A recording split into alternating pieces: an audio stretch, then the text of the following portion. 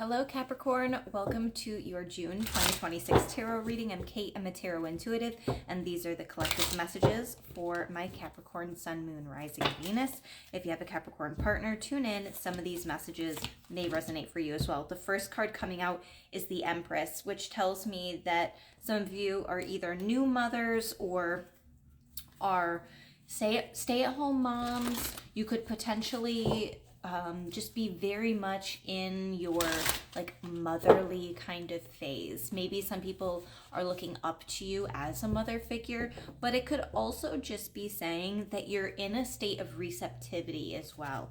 The Empress is very much being in the divine feminine energy, which is about being able to receive. And part of the reason why this really feels like that could be the case is because you have the Nine of Cups as well, which is about wishes coming true, good luck, something really positive coming into your life, something that you've been trying to manifest finally showing up. I love this. This is blessings upon blessings coming in for you.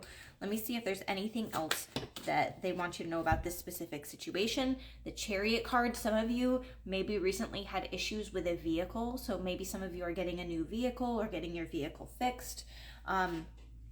This could also be something that was delayed, now is finally able to move forward. It says determination and self-control, career advancement, acknowledgement of success by others.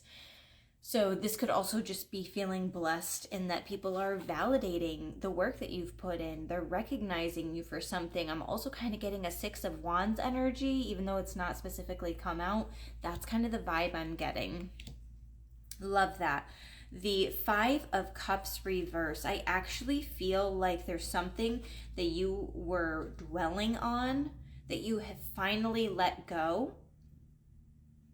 It could also be saying that some of you are going through, like if you did recently have a child or a baby, you could be going through something like postpartum depression, unfortunately. The Five of Cups, I also feel like on that Five of Cups reverse, there's kind of a numbness.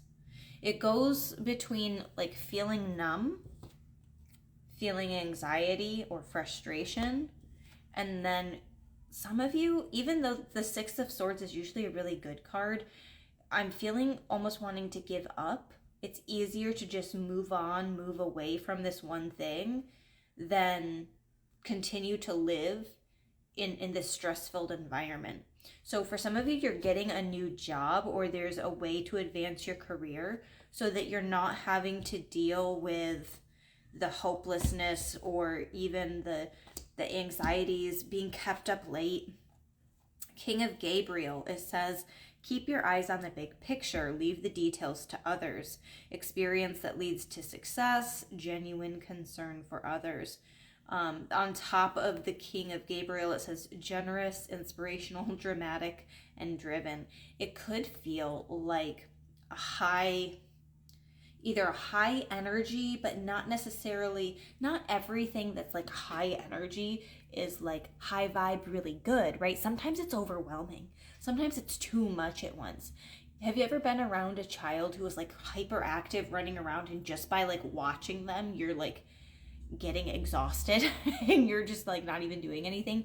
That's kind of the energy, is that there's possibly so much going on around you that maybe you start to like really feel all the intensity that maybe other people are going through as well. Okay, but I do think that there is some positive changes coming, especially in career and finances.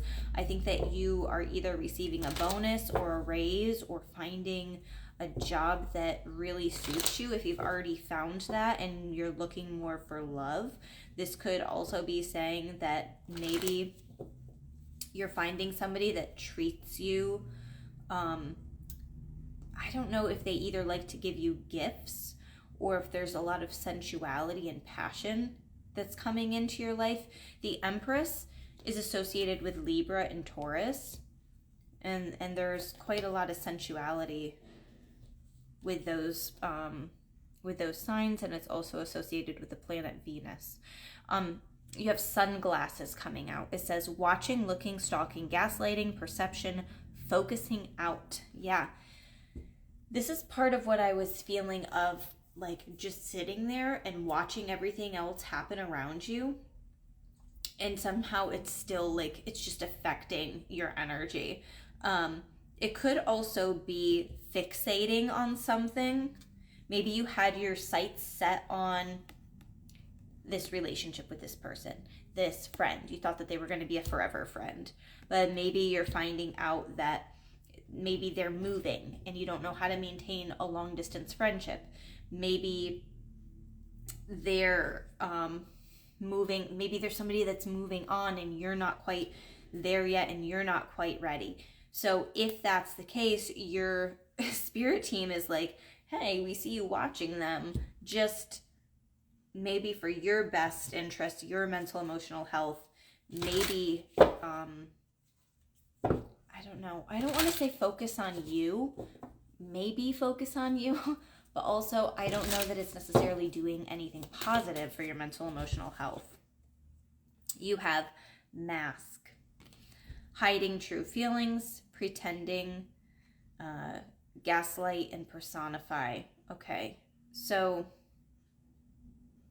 it's almost easier for some of you to just pretend like there isn't a problem and to just try to like deal with what you're going through on your own. That's what it's feeling like, is there's this idea that you have, if I just pretend like it's not happening, then it'll just go away. And I do find it very interesting that we've got sunglasses and masks. Both of these cover like the eyes or the face right there. So it's harder to get a good read on who somebody is, how they're feeling, different cues that might indicate what this person is going through, how they're feeling in the current moment. So I do think that there is some masking as well. Some of you could be either ADHD or autistic, and so maybe that's also what is causing some of this overwhelm. Like you just feel exhausted at the end of the day, because I think that either your job or maybe somebody that you have to be around frequently is requiring you to mask a lot. Okay, so if you have a yes or no question that's on your mind, go ahead and think about that now. It could also be a question with timing. If you're wondering about the timing of something, this deck is really good for those specific types of questions. So for Capricorn, yes, no, or timing, you have within the next few months and helpful people.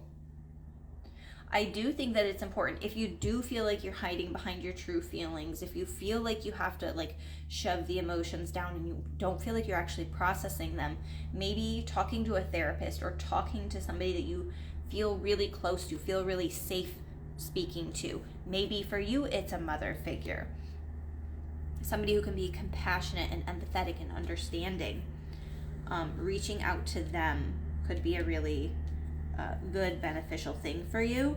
As far as being able to as far as yes or no goes, I don't think it's an immediate yes, but I think it's like a future yes. There's like some type of hurdle that you have to get over first, and then it can lead to the yes. So hopefully that makes sense to you.